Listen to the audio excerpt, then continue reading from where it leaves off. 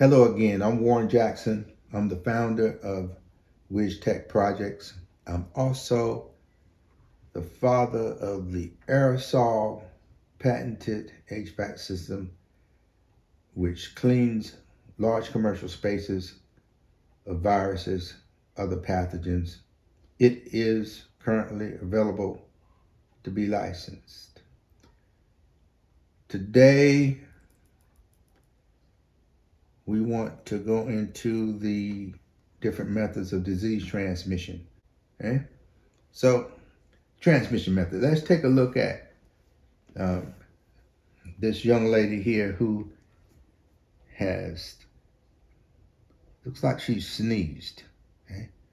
She's put out a lot of saliva here. You can see all the saliva coming out. And these droplets that she's expelling are of different sizes.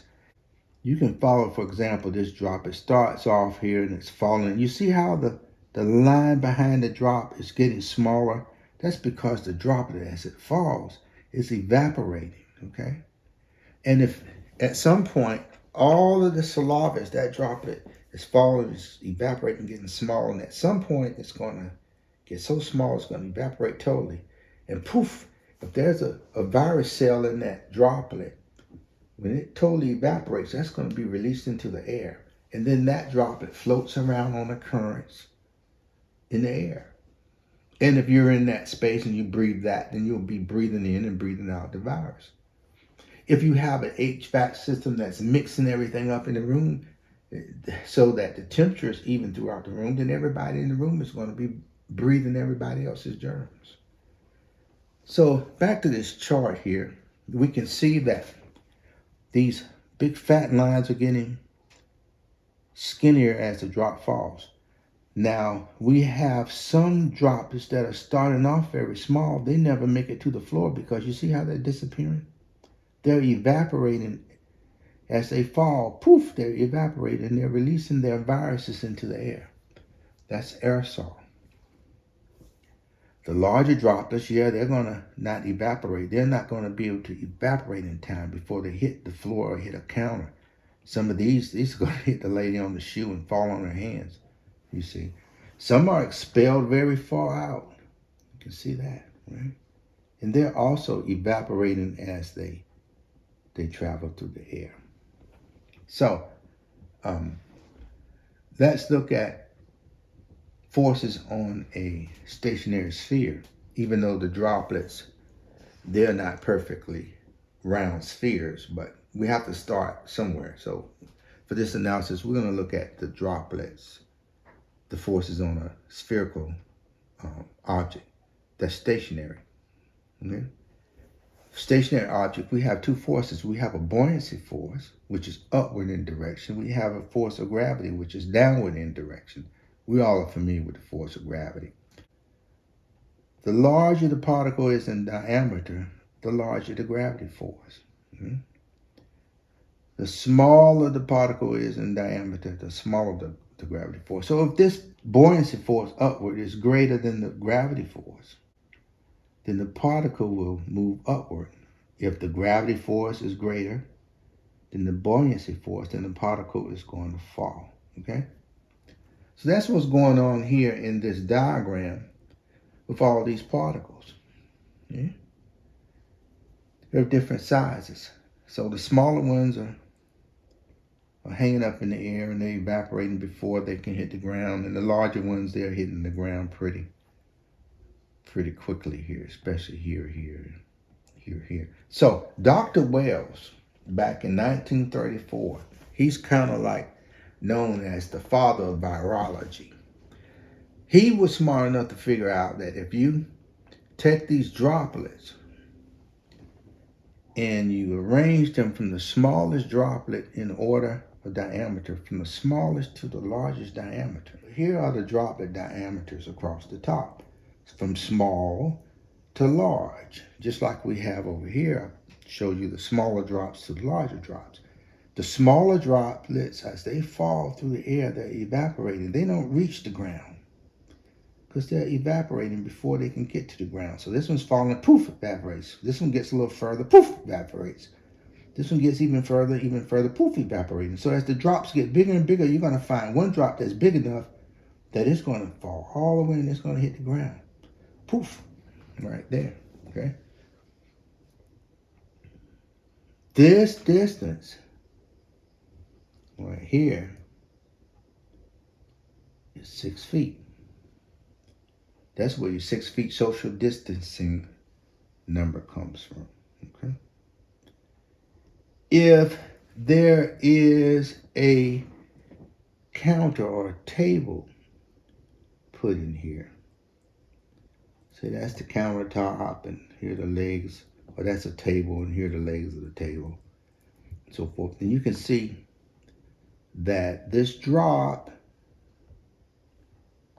that otherwise would have evaporated before hitting anything, this drop comes down and it hits the surface before it can totally evaporate. So does this drop.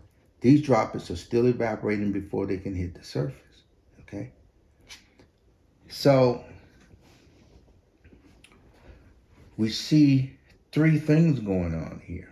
Three different types of transfer, okay? If you are within the 6 feet and one of these droplets hit you, let's say you're within, let's say this. Let's do this. Let's say you're standing right here within 6 feet. All right, well,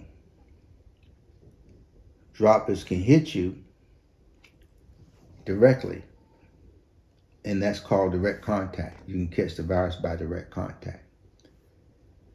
Over here, with the surface, the drop hits the surface, you come along, you touch the surface with your hand, you touch your mucous membrane or something, you can get sick. You can catch the virus that way. Okay, that's indirect contact. Okay, and then the third way of contamination is when that droplet falls and it evaporates 100%, poof, it releases the virus in the air, and then you breathe that virus in. That's a third way. That's airborne transmission of aerosol. That's how you get sick, a third way, okay?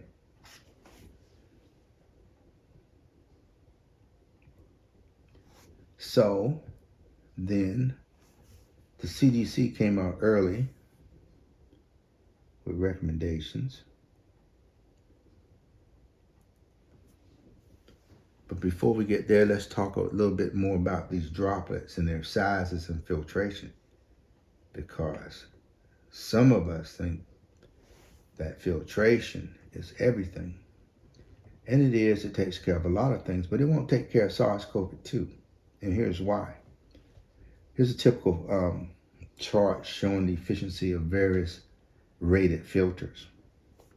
Here is the percent efficiency divided by 100. This is small to large particle diameter. Up here is the efficiency of 1, down here is the efficiency of 0. Let's take a MERV 13 filter. That would be this performance line right here, MERV 13, MERV 13, you see. SARS-CoV-2 particle is 0.1 micrometers in diameter. There's 0.1 micrometers in diameter. We come up till we hit the MERV 13 filter line. We head over here to the y-axis and we pluck off the efficiency for MERV 13 filter, removing SARS-CoV-2. So the efficiency for MERV 13 filter, all right, removing SARS-CoV-2, which has a 0.1 micrometer diameter, is about, let's call it 50%. It removes half of it. So you're not going to get high removal efficiency even with a MERV 13 filter of SARS-CoV-2. You may catch larger things, mold spores. It may catch mold spores, other things, but it's not going to catch SARS-CoV-2.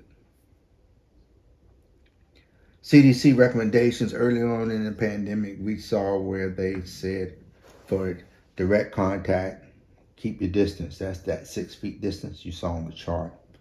If you're less than 6 feet, then you need a face shield to prevent direct contact. That's why you have those shields in front of the checkers at your grocery store or your bank teller to protect from direct contact. Someone spitting, incidentally spitting or coughing on you. Okay. The next recommendation, indirect contact, that's if that particle hits a flat surface or a table or counter, that's your wiping, that's your surface cleaning.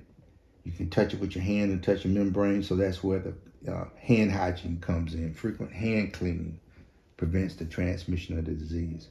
And then the third way, aerosol, airborne transmission. The only defense against that is your N95 mask or to go outside.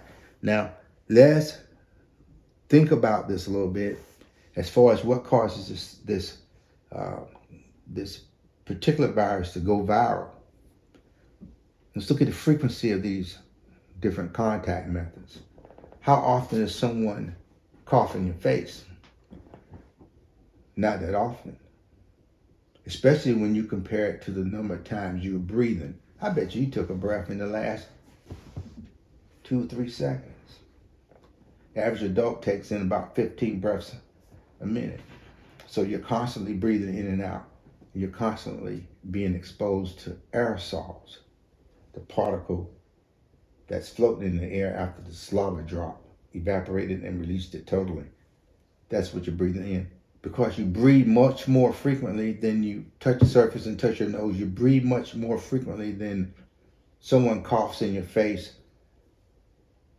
The method that this thing goes viral, no doubt, is the aerosol or airborne transmission. Okay.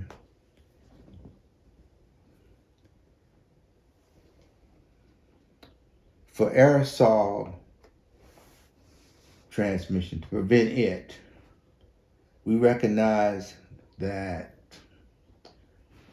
people didn't get COVID outside, they caught it inside. So the thinking was to try to make the inside like the outside, dilution effect. Open up all the windows, maximize your HVAC purge rates. That's going to make it uncomfortable in the winter or in the summer. So bring in portable heaters, use portable fans, bring in portable HEPA filters. We're going to see why these portable HEPA filters and UVC units, we're going to see later on in another video, we're going to see why that doesn't work. Install MERV 13 HVAC filters if possible. We just saw where MERV 13 filters don't catch SARS-CoV-2 virus. And they recommend that you make modifications that you can purge as much stuff outside from the enclosed space as you can. What does that look like schematically? Here's a block here. This square here is the enclosed space that you're heating and cooling. Fresh air, the blue is the air, it's fresh air coming in. The fresh air rate in has to equal the fresh rate out. The rate in equals the rate out. It has to. If the rate in is greater than the rate out, the building explodes. If the rate out is greater than the rate in, the building implodes. So these two flows are going to be equal because the building is still standing there. As you exhaust more air as recommended, you're going to exhaust more of your heat. Here's your heat coming in. Your heat's going to go out, and your heat loss is going to be directly proportional to the amount of air that you're exhausting to the outside. So these recommendations for turning up your purge rates and increasing your heat loss, they were temporary. Okay, we were in a pinch at the beginning of the pandemic. What can we do now? We can open up all the windows and purge all the stuff we can. Long term, exhausting all your air out is cost prohibitive. Right? What you want to do is, instead of exhausting all your air and getting all these great heat losses, exhaust just the minimum amount, the amount you need to control CO2 within the space. That's all you need to exhaust ideally if you weren't trying to deal with infection control, and then you take the rest and recycle that back into the space. And the more you recycle, of course, the more energy you recycle, because you've already put energy in to heat this air up here before you throw it out. So instead of throwing it out, just recycle it, and you save lots of dollars, okay?